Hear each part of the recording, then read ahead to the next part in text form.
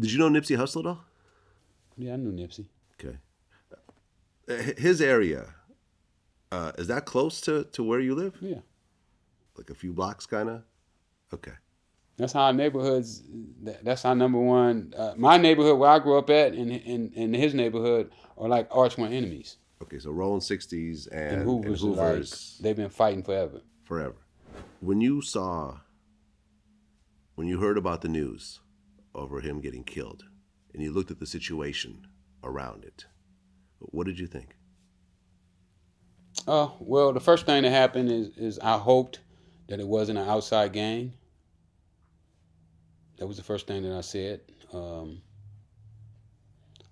The first thing happened, I said, well, maybe the 60s had probably rolled on somebody's hood, and that was a retaliation because they hit somebody from the hood that was really respected.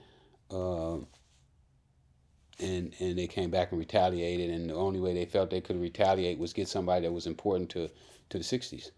And, one of the most popular people in there now is Nipsey. So The most popular person from the 60s. From yeah. the outside. I know internally. Yeah. But I mean, from the world looking in, he was the biggest figure claiming Rolling 60s, the biggest fan base. Yeah, cetera, so that was the et cetera. first thing came to my mind, and then the next thing was somebody from his own hood doing it to him. And that's what happened. Well, I almost knew. I got the call about 3 minutes after it happened. Okay.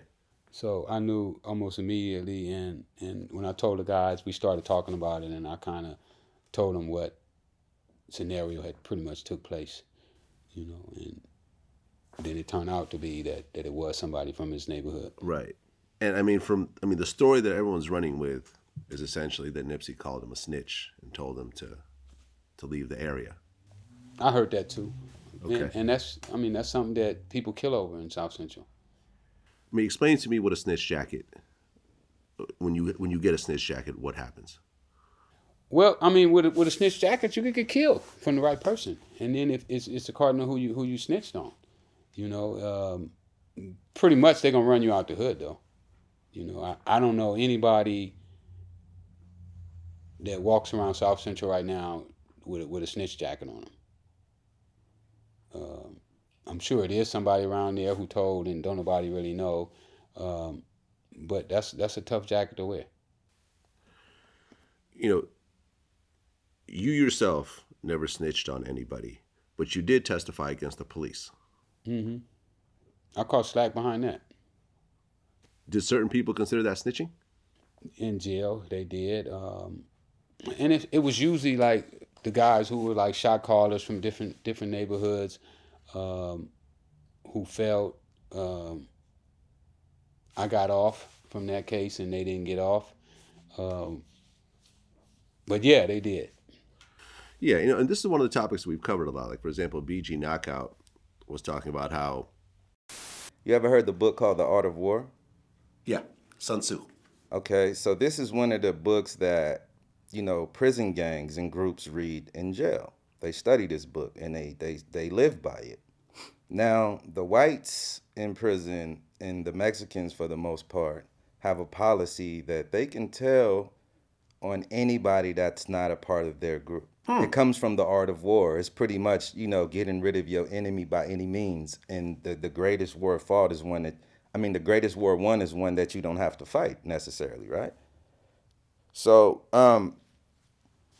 they have this thing, and one thing that I do know is that if you at war, at odds with somebody or with an enemy, and you don't fight the war the same way, you're probably not gonna win. In black gang culture, snitching is frowned upon, period. Friends, enemies, doesn't matter, you don't snitch. But you were saying how in white and Mexican gangs, you're allowed to snitch against your enemies. Right. That's tolerated.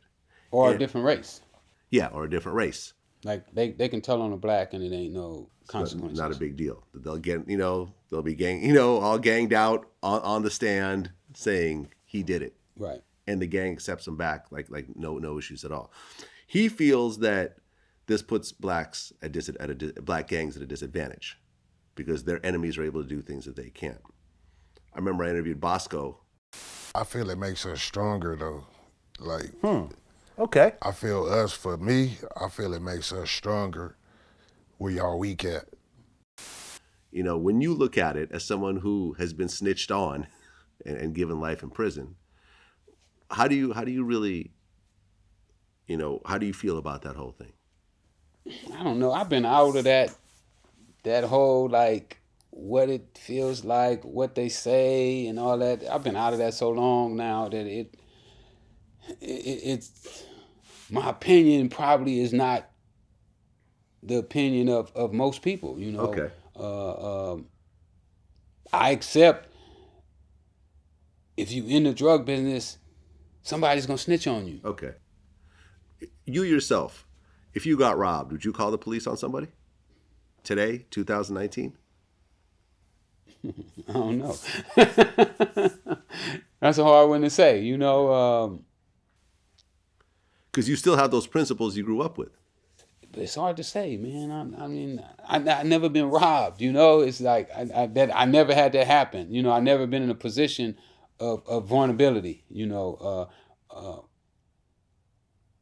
but I know one time one of my friend's daughter got kidnapped, and he asked me, "What should I do?" I said, "Call the FBI," Yeah. because I knew that if he wanted his daughter back, that he needed help. You know, and he did that, and they had her back in 3 or 4 hours. You know, as soon as the guys came to pick up the ransom money, they got his daughter back. So, I mean, you know, it's certain situations. You know, if somebody do something to an old lady, of course she should call the police on him.